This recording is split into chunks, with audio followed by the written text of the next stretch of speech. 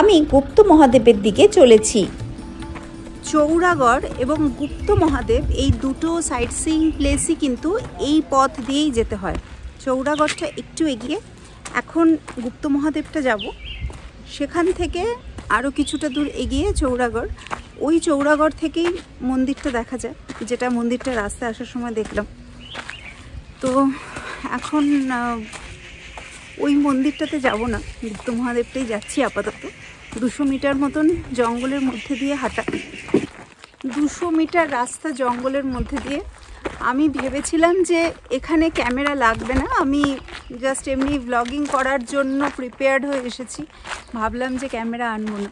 কিন্তু এটা একটা মস্ত বড় ভুল হয়েছে, তার কারণ এখন এখানে প্রচুর পাখি, স্মল মিনিভেট, তো একটা ঝাঁক গেল আমার মুখের সামনে দিয়ে, আমি মোবাইল দিয়ে আর কি ছবি তোলার চেষ্টা করছি, এমন অবস্থা। যাই হোক, ঘুরতে ঘুরতে গুপ্ত মহাদেব অবধি চলে এলাম হাঁটতে হাঁটতে। গুপ্ত মহাদেবের ইতিহাসটাই বলা হলো না, যে গল্পটা শোনা যায়।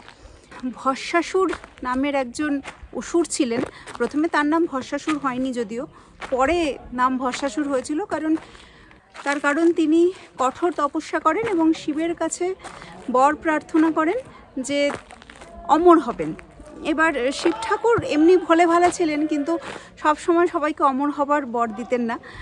এবার ভস্মাসুর রেগে গিয়ে তখন ঠিক করেছিলেন যে শিবকে বলেন যে আমাকে এমন একটা বর দিন যাতে আমি যার মাথায় হাত রাখবো সেই যেন ভস্ম হয়ে যায়।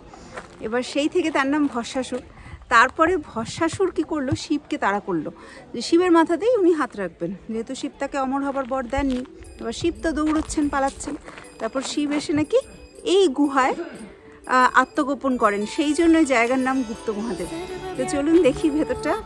গুপ্ত মহাদেব যেখানে শিব এসে আত্মগোপন করতে পেরেছিলেন, সেখানে আমরা আমাদের এই শহুরে চেহারা নিয়ে ঢুকতে পারবো কিনা সেটাও একটা বড় সড়ো প্রশ্ন।